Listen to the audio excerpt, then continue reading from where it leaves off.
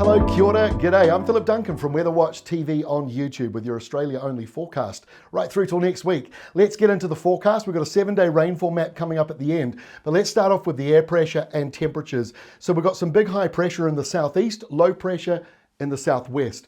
In between the two, you got the heat coming down, and that's what we're showing you here on the misery index. And this is used mostly for farmers with livestock because animals feel the heat and feel the cold at certain temperatures. So to keep it simple, when you see blue on this map, that's 0 and below, so we'll see more of that going into winter.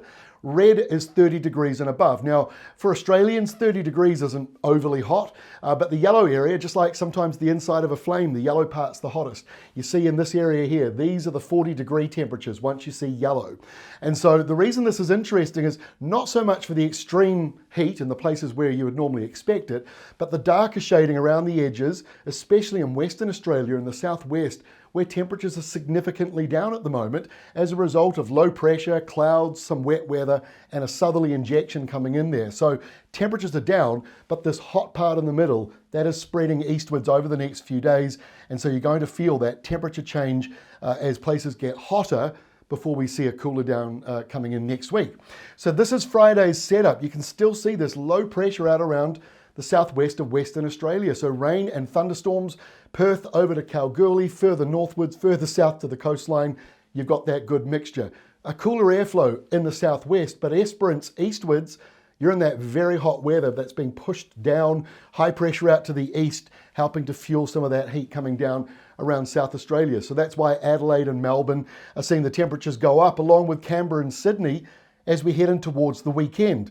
Westerlies carry on around Tasmania, west to southwesterlies, and further up you've got easterlies coming in around Brisbane, northwards, a few heavy falls between Cairns and Townsville. They'll be off and on for the next week, along with some severe thunderstorms from Darwin to Katherine in the usual sorts of places. Going into the weekend, we still see more of those thunderstorms and downpours around the tropical parts of Australia. The showers around Western Australia, they're still around, but they're not as big as we go into the weekend, especially into these southern areas. Still a more refreshing temperature change for those of you in the southwest, but still very hot further out to the east. And you see the red line here measuring air thickness. So basically where you're north of that red line, that's where you're feeling a lot more of that heat. And so that spreads out. On Saturday, windy nor'westers coming through around Sydney, so you'll be feeling hot weather all the way across a large portion of New South Wales, Victoria, South Australia as we go into Saturday. But easterlies up here, yes, they're warm, bit showery, nothing too major in there, but it's not as hot as it could be into a large portion of Queensland. The tropical part of Queensland's getting the thunderstorms and the big downpours. Still between about Cairns and Townsville, getting most of that thundery weather. Not as much around Darwin and Katherine, not as much around Broome, but you are seeing a few there. Now, because of this big high, you can clearly see what's happening here in the southeast. A big cold front. Autumn is arriving, well, for the parts of Australia that measure 4 seasons. So for those of you that are kind of used to just 2 seasons, the top half of the screen, the bottom half of the screen, certainly noticing now, as we're noticing a real autumn change, with the hot nor'westers coming in at the start of the weekend, giving way to a cold southerly that's arriving on Sunday with maybe gale to severe gale conditions, especially in the exposed marine areas. Maybe some thundery kind of hail showers coming in around Tasmania because it could feel wintry for a time there.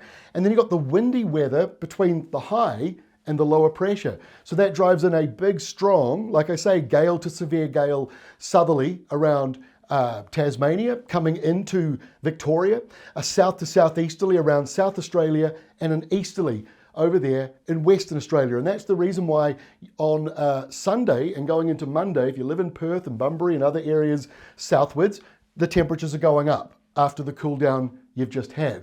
And you'll notice that even more on Monday as you start to get more of a nor'easter coming in to that part of Western Australia. Easterlies coming in elsewhere, producing a few thunderstorms around Tom Price off towards Karratha.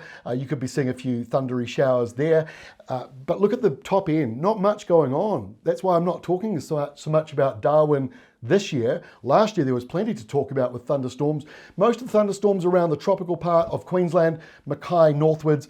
But look at the cooler change here coming into Canberra, Sydney as you go through Monday, your temperatures start to drop as that southerly change comes on in. And it fades away on Tuesday, but now you're left with high pressure coming in, so slightly cooler nights, not as windy for most of you, but as that high comes into the Tasman, you start to feel that windier nor'easter, showers coming back into the areas that Alfred went through.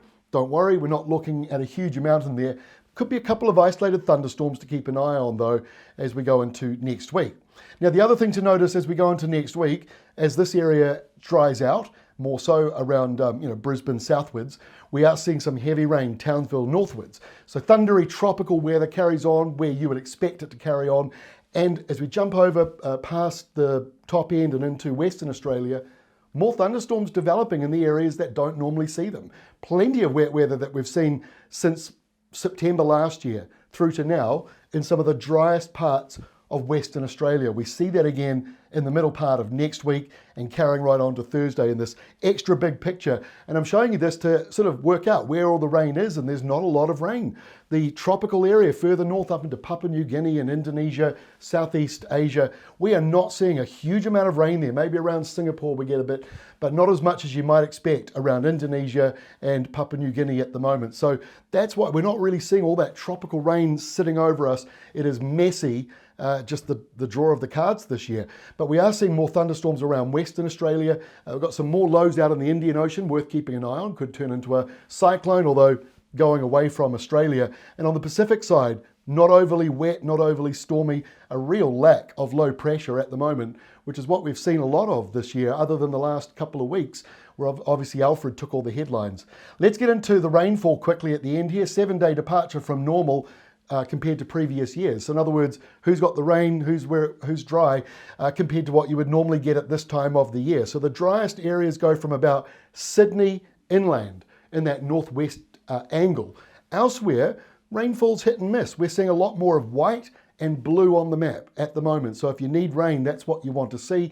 Hopefully this is actually working out quite well for those that are harvesting at the moment and don't want rain versus those that do. But we see plenty of rain around the tropical areas and Western Australia. That's where the blue is showing up. And Tasmania, Victoria, getting a little bit wetter than average, which is exactly what the farmers want. Although it depends again on what you do for a living. We get lots of different responses when I say you've got rain coming that you might want. There's always a group that don't want it. Here's the 7-day rainfall. A fair bit of wet weather coming into the mix. Western Australia really jumps out to me because of how dry it's been there, but also seeing some rain relief coming into Victoria. But it's marginal. You know, the further north you go, up to the border of New South Wales, you're likely to be drying out. So you'll get some rain in the south there, anywhere between 10 and 20 millimetres coming through for you. It's not a massive amount, but if you're lucky enough to get a thunderstorm when that cold change comes through over the weekend, you never know. You could be seeing higher totals in some spots. Drying out in the areas that need it the most, where Alfred came through. And up in the tropics, most of that tropical rain between Townsville and Cairns, that's where you're seeing up to 200-300 millimetres potentially coming through for some areas there, but it tapers off the further westwards you go. And the only other area is over in Western Australia on the central coast there. You've got a few thunderstorms and some downpours, bit of convergence stuck in a line there coming in for you. All right, before I go, here is the place of the day. This is Devonport, Tasmania, population 26,000, annual rainfall just 773 millimetres, mostly blocked, most of that wet weather blocked by the ranges here heading off over to the west coast. Flying south, going towards Hobart in the very, very distance, but what a cool spot Devonport is. I believe it is the busiest harbour and the busiest port in Tasmania, and the spirit of Tasmania comes into there. So a lovely area. I'd love to visit it one day. Look at the temperatures, not too bad at the moment. Great daytime highs, good overnight lows for sleeping. Pretty dry though. Next chance of rain with that cold front coming through at the weekend. That's all from me. Have yourselves a great weekend ahead. We'll see you again on Monday.